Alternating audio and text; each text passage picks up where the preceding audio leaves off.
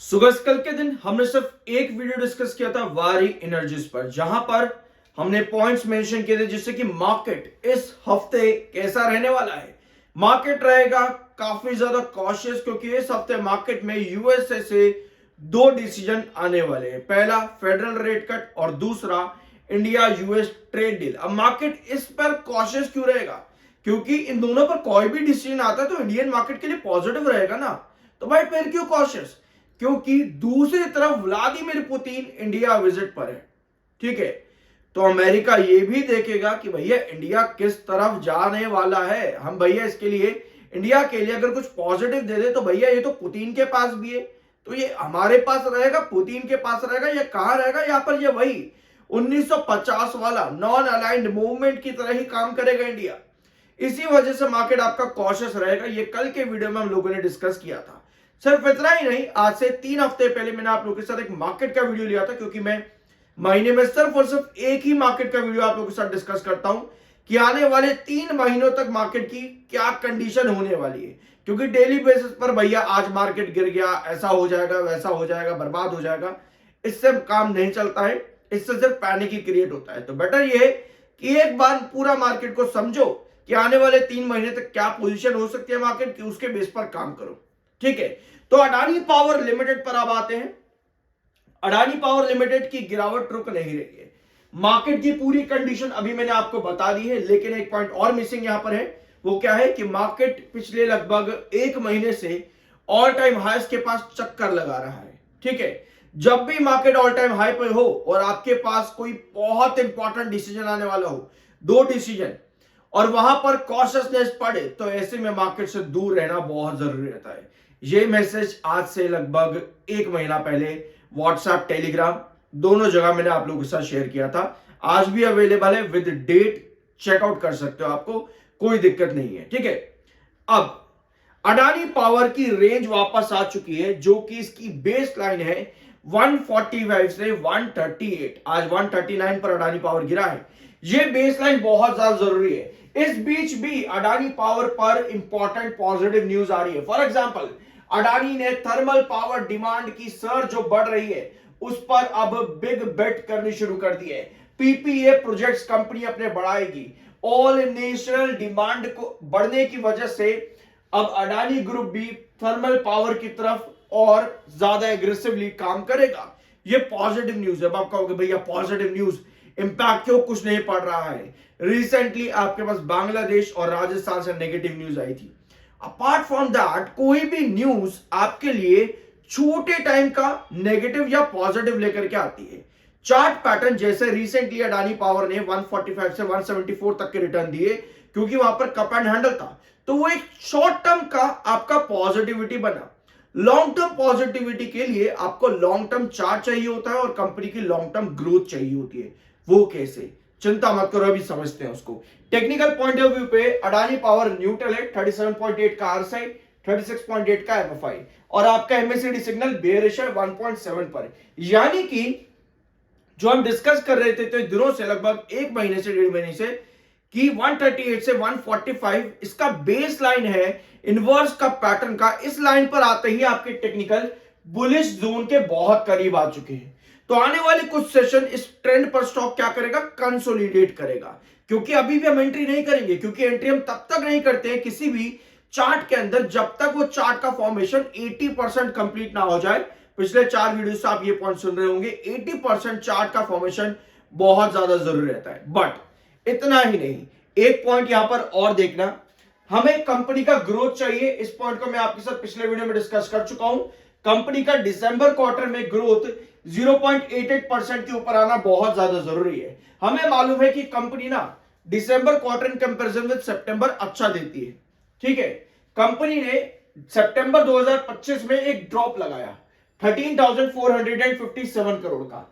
क्या कंपनी इस ड्रॉप के ऊपर का रेवेन्यू जनरेट कर सकती है? अगर कर देती है तो क्या company year on year basis पर वो रेवेन्यू ग्रोथ दे पाएगी? हमें कंपनी का ग्रोथ चाहिए होगा अराउंड 13,700 से 800 करोड़ के बीच में, ताकि ये जो ग्रोथ परसेंट आप देख रहे हो ना, ये बढ़ सके। हमें इस ग्रोथ के ऊपर का परसेंटेज चाहिए और इस रेवेन्यू के ऊपर लगभग 300 से 400 करोड़ के ऊपर का रेवेन्यू चाहिए ताकि ये ग्रोथ आपका बढ़ सके। तब हम कहते हैं आप लॉन्ग टर्म के लिए रेडी हो। यानी आपके पास दो पोजीशन निकल करके आती है। पहली, चार्ट पैटर्न पर इन्वर्स का पैटर्न, जहां पर 138 से 145 बहुत इंपॉर्टेंट जोन है। दूसरा, दिसंबर क्वार्टर, यहां हमें पता लगने लगेगा कि यहां क्या कंपनी ग्रोथ दे रही है, तो भैया ठीक है, कंपनी ग्रोथ दे रही है, इसका मतलब यह है कि उसके बाद जो कंपनी का मार्च क्वार्टर और अच्छा आता है, कंपनी कॉन्टिन्यूस वापस से ग्रोथ पर जाएगी। क्योंकि आप कभी भी नेगेटिव क्वार्टर की ग्रोथ पर एंट्री नहीं कर सकते लॉन्ग टर्म पर्सपेक्टिव समझ करके। ठीक है, अभी इस पॉइंट को मैं क्यों इतना ज्यादा स्ट्रेस दे रहा हूं, उसके लिए आप इस कमेंट पर आओ। ठीक है, इस कमेंट पर आप आओ। परफेक्टली सेट, ये एक इन्वेस्टर का, रिटेल इन्वेस्टर का कमेंट है। I am telling this same from so many times. I am not against Adani and I have huge investment in Adani. इन्होंने अडानी में बहुत बड़ा इन्वेस्टमेंट कर रखा है। कोई अच्छी न्यूज आती है तो शेयर थोड़ा सा बढ़ जाता है, कोई खराब न्यूज आती है तो भी शेयर गिर जाता है, कोई अच्छी न्यूज आती है तो थोड़ा सा बढ़ करके वापस नीचे गिर जाता है। ये इन्होंने बोला। अब कंडीशन ये है कि ना बेच सकते हैं ना खरीद सकते हैं, बट इन्होंने फिर भी अडानी ग्रुप में बहुत बड़ा इन्वेस्टमेंट कर रखा है, ये इनका कहना है। ठीक है, हर डिप पर जब हम बाय करते हैं तो भैया मैं और डीप पे चले जाता हूं। ये मेरी मिस्टेक है अडानी के ऊपर ट्रस्ट करना। अरे भैया, आप मार्केट में कभी भी किसी के ऊपर भरोसा करके इन्वेस्ट नहीं करते, चाहे अडानी हो, चाहे टाटा हो, चाहे बिरला हो, चाहे कोई भी हो। ट्रस्ट करके भरोसा नहीं किया जाता, और ना ही आपको कोई बुलाने के लिए आ रहा है कि आओ भैया मेरी कंपनी में इन्वेस्ट करो, ऐसा कोई नहीं कर रहा। यहां फोरम में बहुत से ऐसे प्रमोटर के एजेंट थे जो रोज एक्विजिशन के बारे में बात करते रहे, पब्लिक को बाइंग के लिए उकसाते थे। देखो यार, उकसाने वाली बात मार्केट के अंदर नहीं होती है।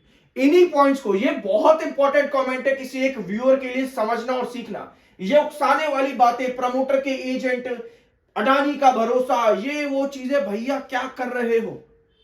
इस तरीके से मार्केट में इन्वेस्टमेंट नहीं चलता। प्रॉपर रिसर्च, प्रॉपर एनालिसिस आपको करना आना चाहिए। आपको पता होना चाहिए कि कौन से क्वार्टर में कंपनी अच्छा परफॉर्मेंस कर सकती है। इसका कैलकुलेशन किया जाता है, इसका प्री एनालिसिस किया जाता है, इसकी assumptions निकाली जाती है।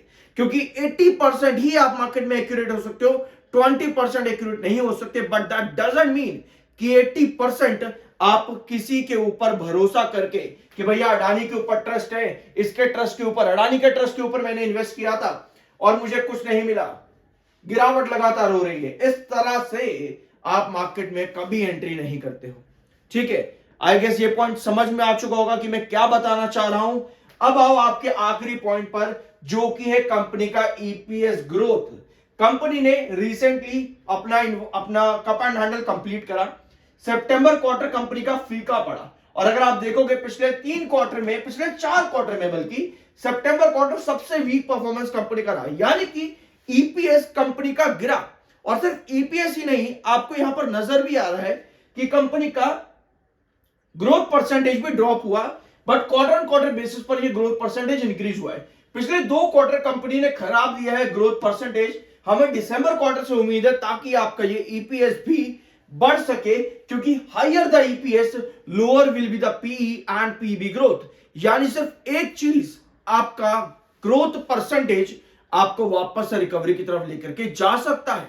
138 से 145 आपके इन्वर्स कप पैटर्न का एक इंपॉर्टेंट बेस लाइन है। अगर आप यहां चार्ट पर देखोगे तो आपको नजर आएगा, ये है 145 और ये है 138 की ट्रेंड लाइन। ये आपका इन्वर्स कप पैटर्न का बहुत इंपॉर्टेंट बेस है, क्योंकि कोई भी कप पैटर्न के अंदर लंबा कंसोलिडेशन चलता है, जैसे कि यहां पर 115 से लेकर के 90 का बेस लाइन आपका ये पूरा चला, तब जाकर के आपको ये पूरा कंप्लीट पैटर्न मिला। कोई भी पैटर्न जब तक 80% कंप्लीट ना हो जाए, यानी कि यहां तक जब तक आपका ये पैटर्न नहीं चल जाता 2026 जनवरी मिड तक, तब तक आप इसमें एंट्री नहीं कर सकते हो।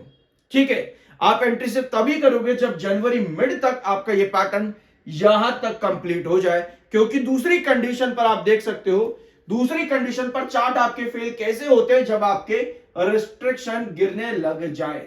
इसका मतलब यह है कि आपका इन्वर्स का पैटर्न नहीं बनेगा, और क्योंकि आप वेट कर रहे हो चार्ट के 80% कंप्लीट होने का, तो आपकी एंट्री भी नहीं है और आप बिल्कुल सेफ काम कर रहे हो। इस तरह से जब हम मार्केट में इवैल्यूएशन करते हैं, हमें किसी को क्या कहते हैं उसको, ये कहने की जरूरत नहीं पड़ती कि भाई इसके ऊपर मैंने ट्रस्ट किया था, अडानी के ऊपर, इसने मुझे धोखा दे दिया।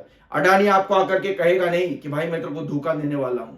अडानी आपको आकर के कहेगा नहीं कि भैया मेरे ऊपर भरोसा कर। वो आपकी मर्जी है।